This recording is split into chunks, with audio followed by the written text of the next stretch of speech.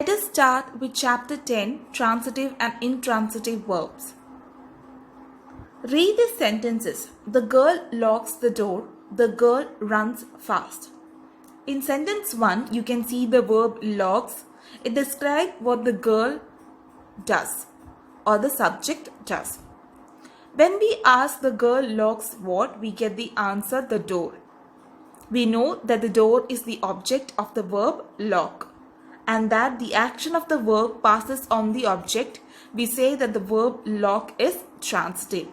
So when the action of the verb passes on the object, we can say that it is a transitive verb. Now if you closely see, lock, the girl is the subject, lock is the verb, and the door is the object. So when the action of the verb passes on to the object, that is called as a transitive verb. Now when you look at the sentence 2, the verb runs has no object. The word following runs is fast, which is an adverb. There is no answer to the question runs what, but there is to run how. A verb that has no object is called an intransitive verb. So when a verb doesn't have any object, it is called as a transitive verb. Mostly for transitive verb, we use what question and you get the answer. So first you have to know what is the transitive verb. A transitive verb is a verb that speaks of an action which passes from the doer to the receiver. A transitive verb requires an object. So mostly a transitive verb requires an object in order to transfer the action of the verb.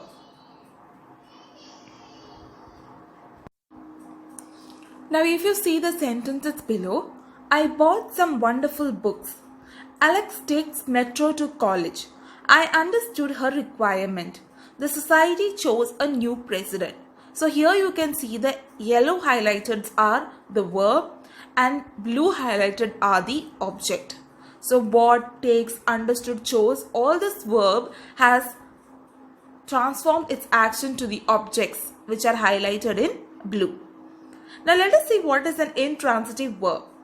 An intransitive verb is a verb that speaks of an action which does not pass on to an object. Now there is no object where the action can be passed on to. Parul ran fast. Some water fell on my shirt. The children slept peacefully. So there are some verbs which can only be used as intransitively. This is because the actions described by these verbs cannot be passed on to an object. Now such verbs examples are go, come, die, sleep, fall, lie, leave, happen, exist, snore, etc. Now look at the examples. It was so hot, all the plants died. The old man snored loudly. She fell down. So these are the examples of intransitive verb. Some verbs can be used only transitively because they always require an object. Like for example, verbs like merit, select, recognize, admire, appreciate, etc. Now if you go to say this merits an answer. I recognize that man. Whereas if you say this merits, you will not have a complete sentence. It doesn't make any sense. If you say I recognize, there is no completion in that. You always need an object in order to complete such kind of words. So verb can be transitive or intransitive depending on the way it is used in a sentence. Now in order to make that sentence understand, we have to look at the examples given in the blue highlighted table. How to use the words, same words in a different sentence can be intransitive or intransitive. Hina ate an apple. Hina ate on time. So if you go to see transitively, the word ate is common in both the sentence. Hina ate an apple. Here Hina is the subject, ate is the verb and apple is the object. So you can see the verb is being transitive to or transformed or passed to the object. Hina ate on time. So there is no object there, only there is the verb. So when you see, you can ask a question. What did Hina eat? An apple. And when did Hina eat? On time. So this is the way how you can differentiate the transitive and the intransitive. So always remember, for transitively verbs you have to ask the question what. So you will get the answer. Now some of the examples are: the pilot flew the plane. The plane flew steadily. The boy scored the winning goal. The team scored well. Ring the bell. The doorbell rang loudly. So this is the way a verb can be transitive or intransitive depending on the way it is used in a sentence. Now most transitive verbs usually have one object. However, in sentences where the verb has two objects, one is an indirect object and the other is the direct object. So mostly in transitive verbs there are only one object. However, in some sentences there are verbs which has two objects.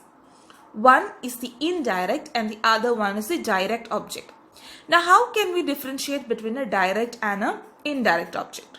The direct object is the one that receives the action denoted by the verb directly. When we put the word what after the verb, the answer we get is the direct object. So when you ask the word what after the verb, we get the direct answer, that is called as the direct object. Now look, for example, the man wrote the book. Now wrote what? The book. So direct object here is the book. The boy threw the ball. Threw what? The ball. Now here again the ball is the direct object. Now to identify the indirect object, you have to use to whom or for whom or what the action of the verb is performed. Now in order to find out that, here some examples are given. The teacher gave him a prize. Gave what? A prize. That is a direct object.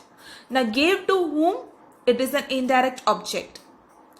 Next one, please tell us a story. Now here tell is the object, tell is the verb, us is an object, even the story is a object. Now there are two objects in one sentence. Now how we will identify which is the direct or which is an indirect? You have to ask what question or whom question. Now tell what? A story. That is a direct object. Tell whom? Us. That is an indirect object. So this is the way how you differentiate between direct and an indirect object in a transitive verb.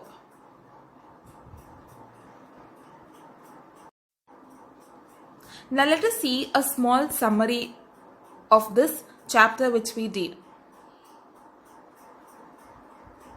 Transitive and intransitive verb. A verb that does not make sense on its own in a sentence requires an object. It is called a transitive verb. For example, the shelf holds the books. Now here, the shelf is the subject, holds is the verb, the book is the object. Now what is intransitive verb? A verb that indicates complete action by itself in a sentence does not require an object. It is called an intransitive verb. Adverbs and prepositions usually follow intransitive verbs. For example, my sister cries loudly. Here, my sister is the subject, cries is the intransitive verb, loudly is the adverb.